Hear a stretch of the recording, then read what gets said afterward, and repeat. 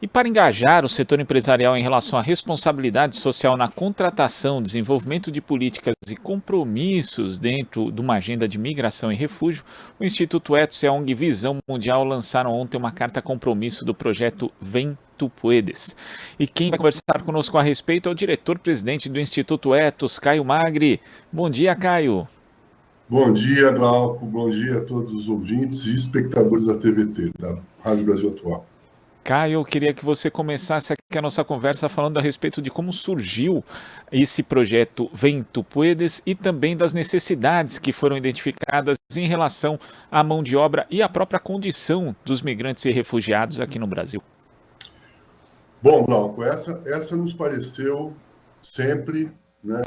A gente teve várias relações, por exemplo, com a Acnur, que é a Agência das Nações Unidas para Refugiados, em momentos anteriores, de que essa pauta para as empresas precisa se transformar numa estratégia e uma prioridade na agenda de diversidade e inclusão e na agenda estratégica de responsabilidade social.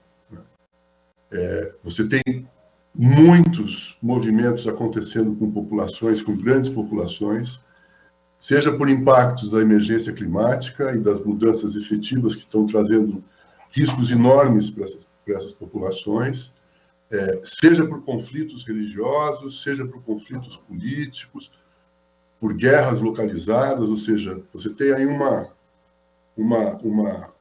mobilidade muito grande que está acontecendo globalmente e há responsabilidade do Estado, da sociedade e das empresas no sentido de acolhimento, de inserção, de inclusão, né?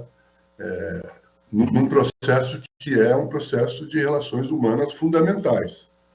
Então, nos pareceu, quando a Visão Mundial nos propôs uma parceria, nos pareceu importante, a gente tem o que contribuir no sentido de mobilizar e trazer essa pauta para as empresas como uma pauta de políticas e práticas que elas comecem a implementar.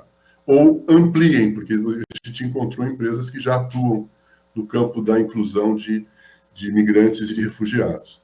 Então, foi nesse sentido, foi nessa perspectiva de trazer a pauta, de trazer o desafio, porque é dessa forma que a gente pode, de fato, fazer alguma mudança com as empresas do ponto de vista de serem parceiras para uma sociedade mais justa e sustentável.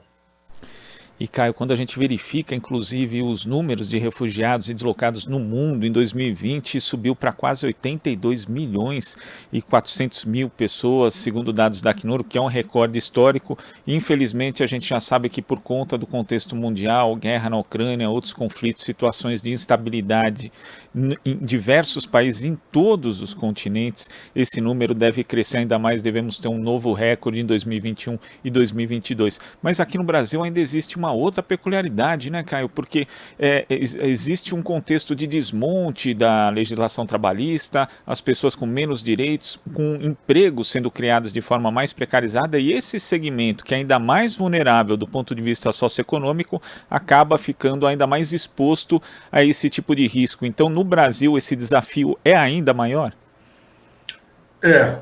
Porque a gente continua tendo uma tradição muito difícil no ambiente do mercado de trabalho, da inclusão, da diversidade, da equidade, né? Então, acho que a gente tem essa dificuldade. E há ainda uma possibilidade, se não tivermos políticas inclusivas de fato e do Estado, como você lembrou, de políticas públicas, você vai reforçar desigualdades em alguns momentos, porque você abre espaço para a contratação de pessoas qualificadas, que por vários motivos, por esses todos que a gente falou, transitam nessa mobilidade humana global, né?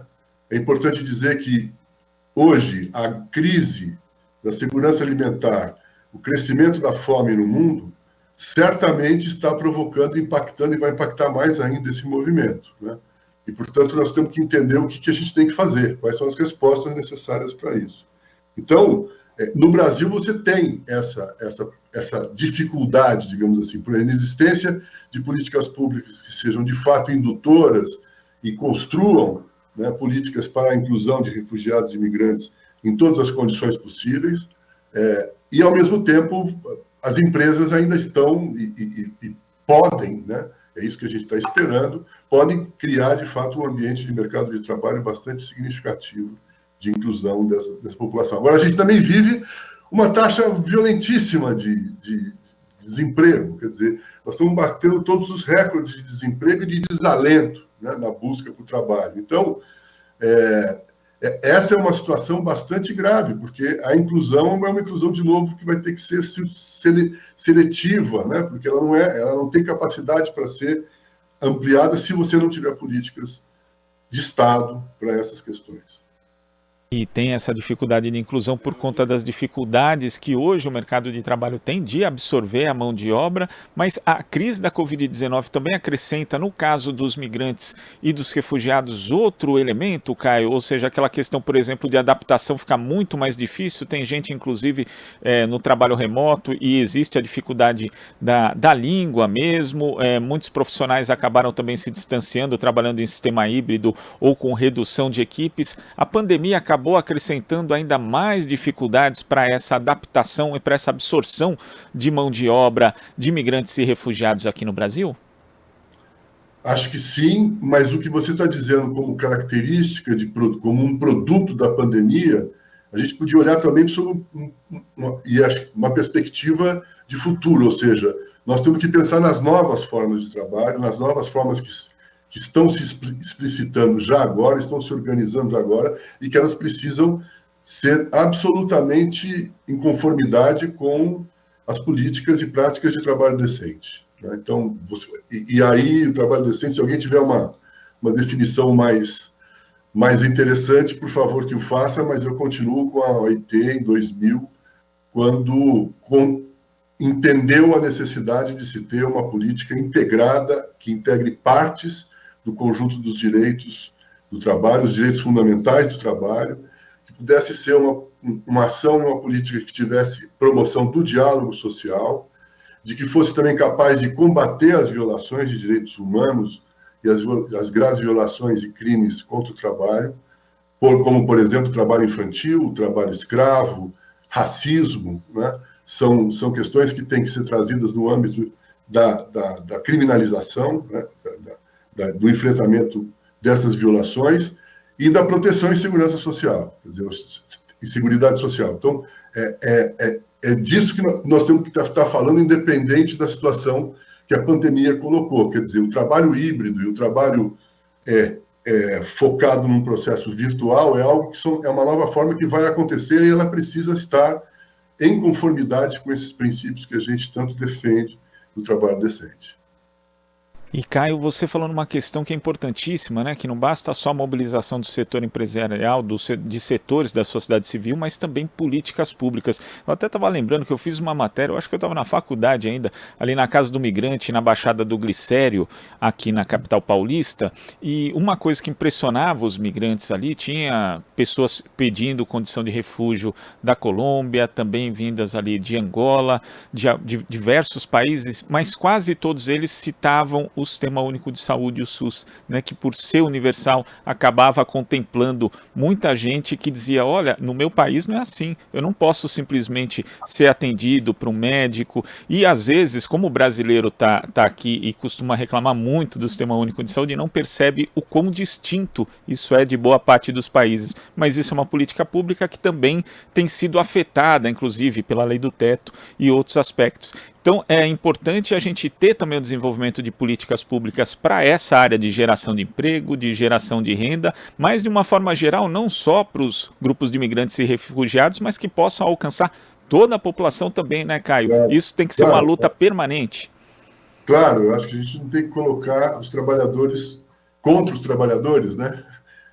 Trabalhadores que são migrantes e refugiados, os trabalhadores que são do Brasil, são daqui.